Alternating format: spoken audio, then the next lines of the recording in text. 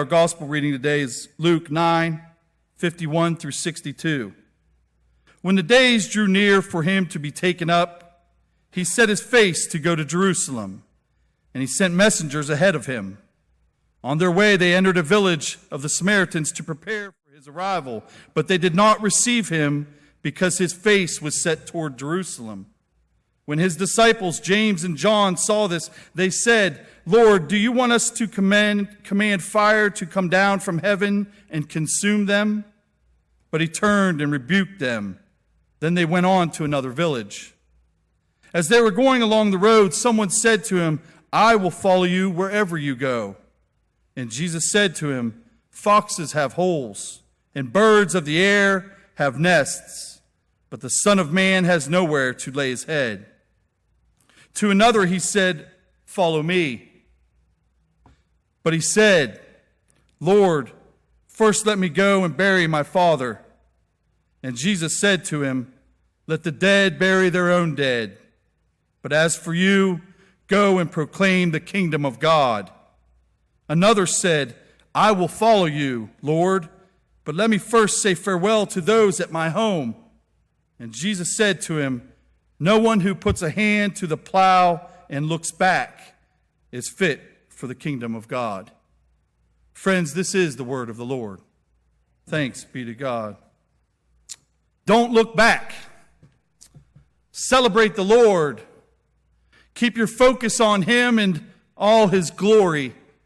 These things he teaches us about love and forgiveness to one another are the foundation of his commitment to us. We need to focus on him, or we will be constantly looking back upon our lives in both good memories and bad. The past holds us back to a new future with Christ. Today could have been, don't look back, with a question mark. In other words, shouldn't we be looking back on our past and history? Remembering and learning about our history can help us to prevent ourselves from repeating past mistakes, right?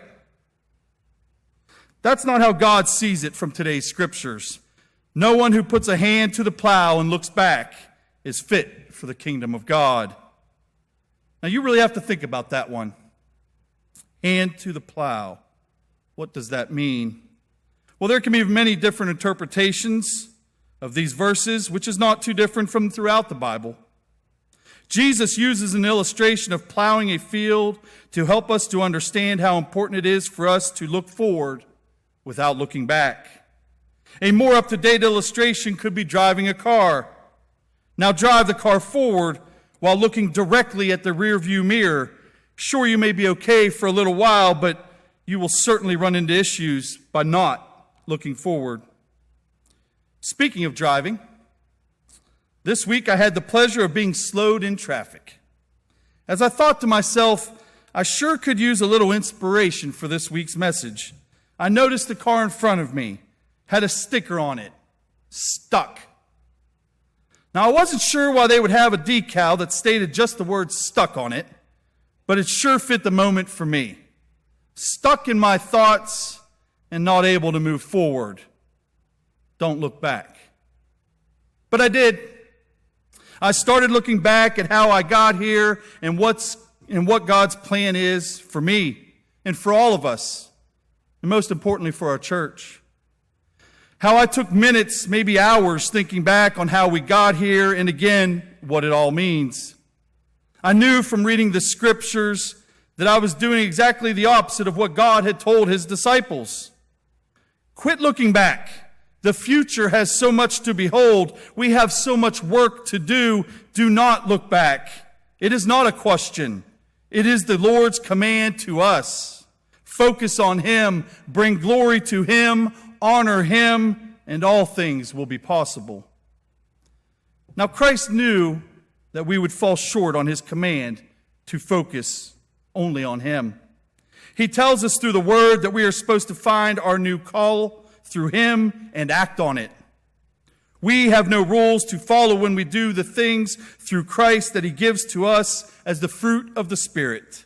Love, joy, peace, patience, kindness, generosity, faithfulness, gentleness, and self-control.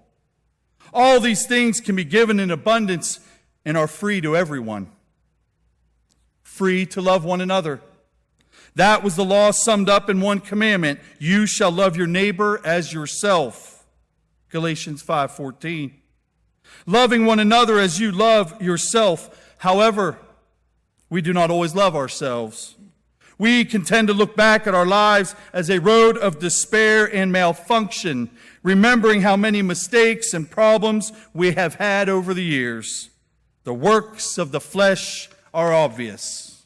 Impurity, idolatry, strife, jealousy, anger, quarrels, dissensions, envy are just to name a few, as we have already read here today. We can take ourselves down the old way of thinking. The old feelings can come right back as if you were almost reliving those past situations all over again. And that's why Jesus gives us the teachings that he does in order to help us live a less burdensome life. Allows us to have a life that can be for others and not just for our own wants and needs. His teachings help us to live our earthly life as a prelude to our everlasting life with him and his kingdom. But that doggone free will has really cost us.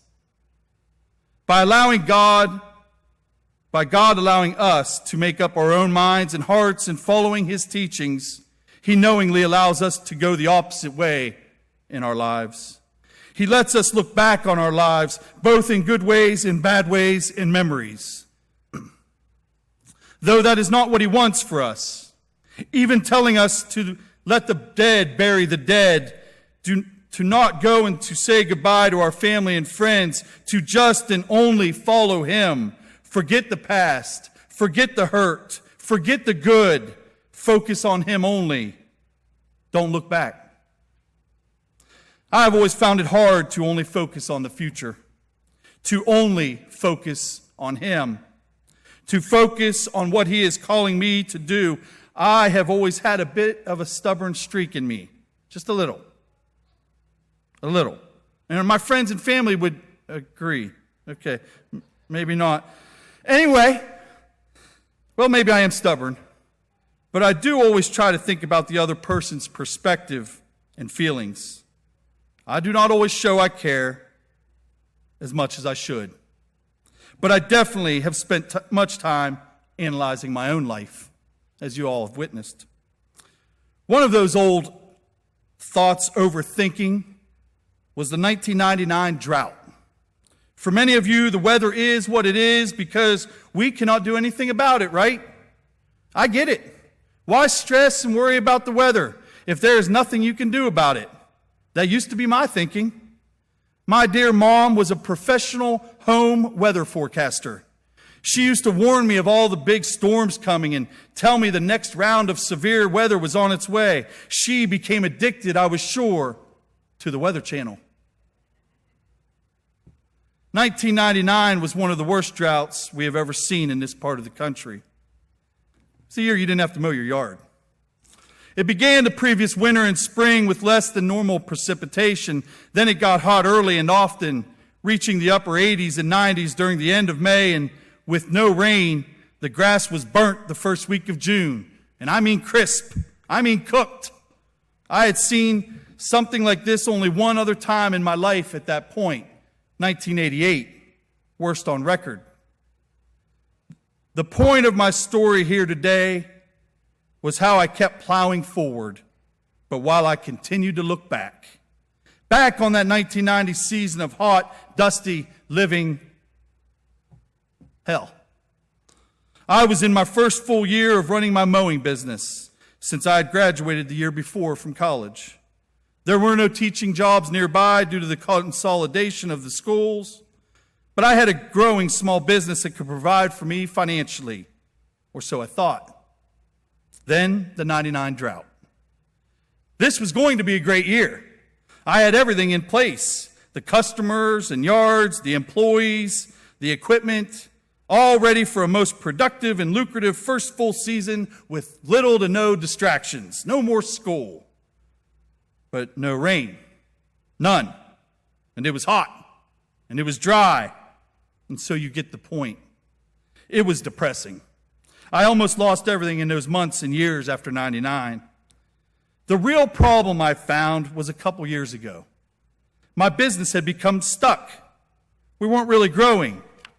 We were operating in the red. And I love red. If anybody knows me, I love red, but not in the books. Not in the books. And then COVID. And well, times were tough. And I kept thinking to myself, what if this is the year of another drought? Every time we didn't get rain for a few days or a streak of hot temps, I would revert back to my old thinking, looking to the past, looking in the rear view mirror of life, droughts all over, just like we all do, right? But the real issue that I finally figured out was me. I was stuck in the past. It was 2020, and I was still worrying about that next drought. I was literally scared for 20 plus years because I could not trust in the Lord and look to Him. Look to the future, a great and potential future with God leading the way. I finally saw how my inability to let it go had cost me many things, especially time with Christ. It was like an epiphany when I finally said to myself, I've been waiting 20 years for something that hasn't happened again. Now, there were dry periods, but nothing like 99. I finally understood, and it helped me to understand and recognize my looking back instead of looking forward.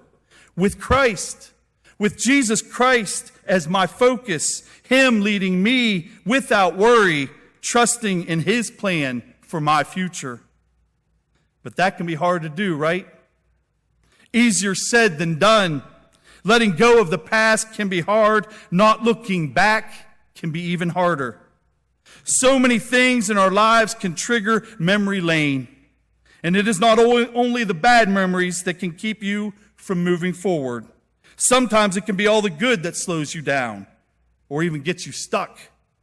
Stuck sitting on the past laurels and accomplishments in life, screeching to a halt any focus on the future, a future with Christ. I mentioned my mom earlier and her focus on the weather. It was another focus that caused her to deteriorate the most, I believe. Her focus on the past. Her past haunting her life on the daily. Unable to look forward and see the good ahead, God's plan. It was not a turn away from God problem. It was a lack of focusing on one's future with Christ as the leader. She had quit looking forward and become stuck in the past. God stands with us during these times as we figure out our ways back to Him. The Lord stands firmly by our side as we move together. His strength is in our spirit. He leads us through our lives, throughout our lives, allowing us to grow with Him. Then, as we grow in Him, He asks us to plant seeds in others as He has in us. We are to spread His most important single commandment. You shall love your neighbor as yourself. Forgive yourself. Forgive the church. Forgive each other and do not look back. We are moving forward here in our church for the kingdom of God.